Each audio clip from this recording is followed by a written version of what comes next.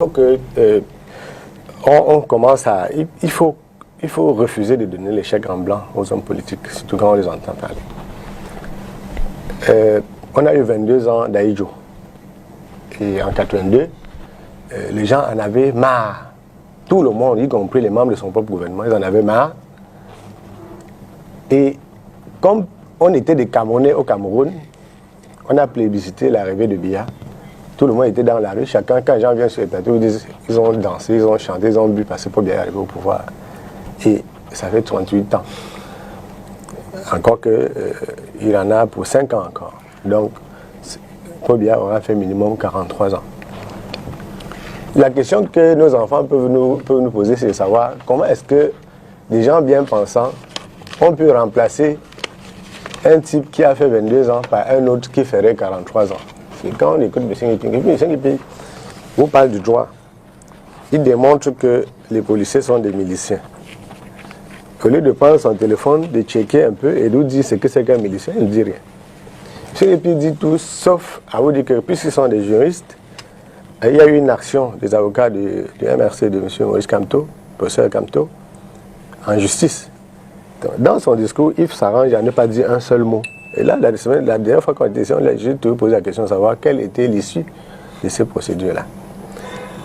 Au début, il disait que les patrons de la gendarmerie et de la police avaient pris sur eux de garder Maurice Kamto sur eux. Si moi, je ne suis pas anti-MRC.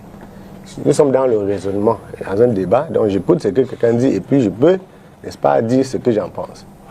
De tout ce que M. Ngipi dit, on peut retenir que Maurice Kamto est un complice actif de ceux qui l'auraient pris en otage, puisqu'il n'a ni tenté de sortir de chez lui pour qu'on voit quelles étaient les intentions. Il est sorti à 2 reprises. Ceux qui étaient là pour le prendre en otage n'ont jamais rien dit. Les policiers et les gendarmes, moi j'ai vu à la télévision, quand M. Maurice Kamto est sorti, il a discuté avec des gens, il est reparti chez lui. Personne, vous avez, je crois que j'ai vu ça à la télé, personne ne lui a posé la question de savoir pourquoi il est sorti. Il est reparti chez lui. Il a fait 2 fois. Les Camerounais, si il n'était pas dans... C'est que moi, j'ai un camarade au Tchad qui a travaillé sur la radicalisation des jeunes.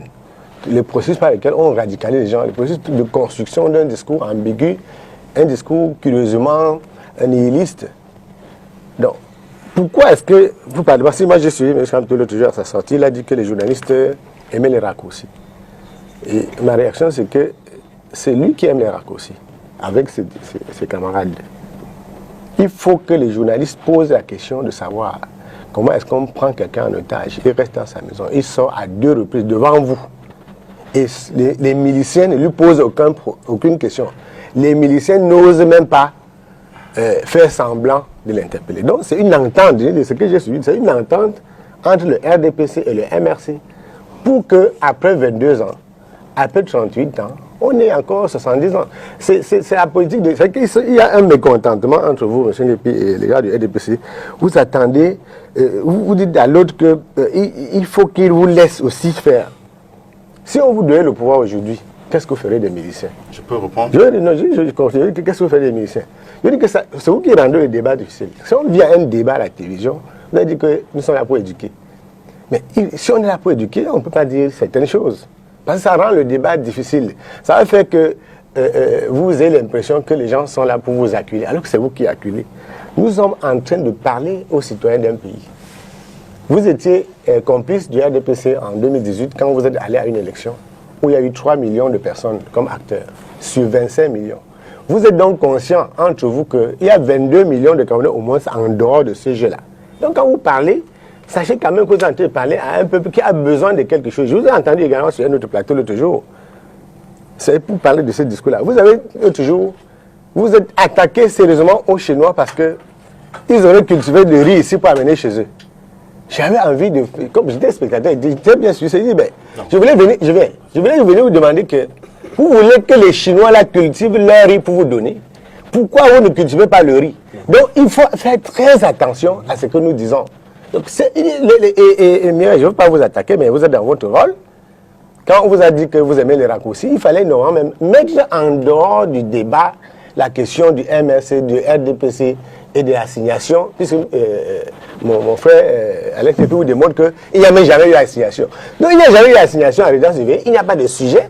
On parle des choses qui ont existé, puisque le concerné vous dit qu'il n'y a jamais eu d'assignation, que c'était une prise d'otage. Alors, on n'a pas notifié l'assignation à résidence surveillée, sauf qu'il y a également eu revendication de la prise d'otage. Comment est-ce que vous savez donc qu'il y a eu prise d'otage, puisqu'il n'y a pas eu notification de l'assignation à résidence surveillée? Où est la notification de la prise d'otage?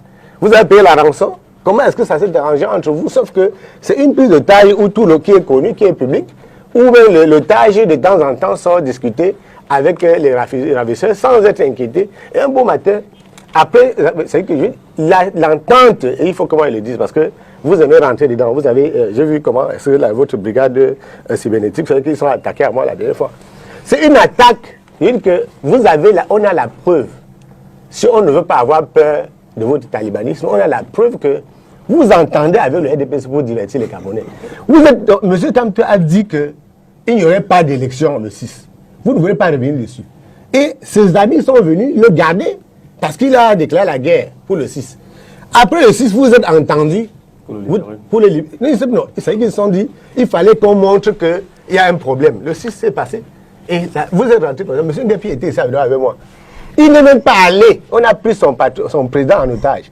Il n'a même pas osé en tant que militant aller libérer l'otage. Quand on prend les Camerounais en otage au Nozo. Vous voyez comment les forces de défense et de sécurité se déploient pour les libérer. Comment est-ce que vous avez laissé votre otage jusqu'au jour où il a été... Même jusqu'à présent, vous avez tout peur d'aller là-bas. Pourquoi est-ce que vous avez si peur? C'était